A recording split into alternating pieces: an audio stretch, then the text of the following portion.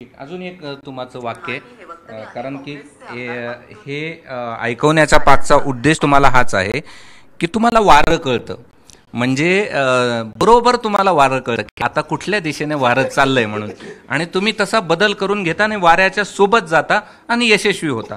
म्हणून तुम्हाला हे वाक्य तुमचंच आहे, ते पुन्हा एकदा ऐकवतो. सत्ता येणार नाही तोपर्यंत डोक्यावरती केस उगवू देणार नाही, हे वक्तव्य आहे काँग्रेसचे आमदार. थोडंसं परत ऐकवतो.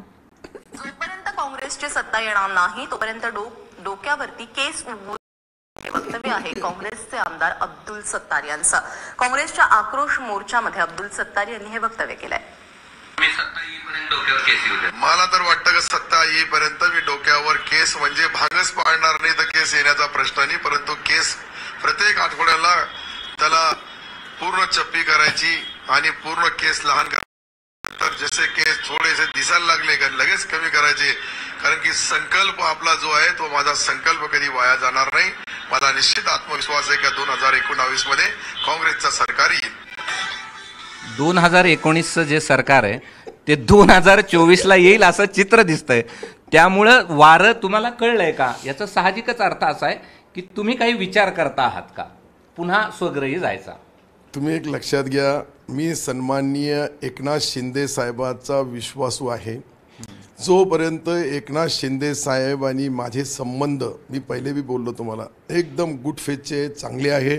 एक सच्चा माणूस, एक अच्छा माणूस, सर्व ज्या काही एक शेतकऱ्याचा मुलगा, सामान्य कार्यकर्त्याला न्याय देणारा माणूस म्हणून त्यांची ओळख आहे.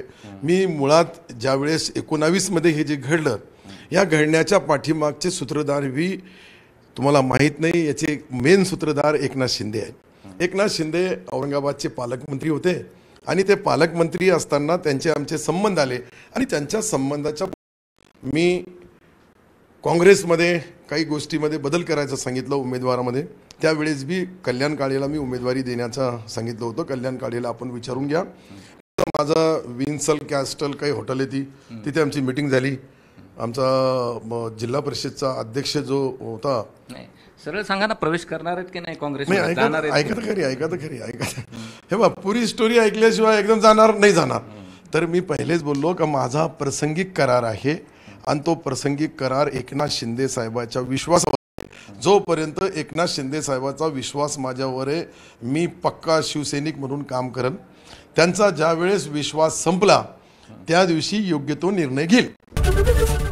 एबीपी माझा, उघडा डोळे बघा नीट.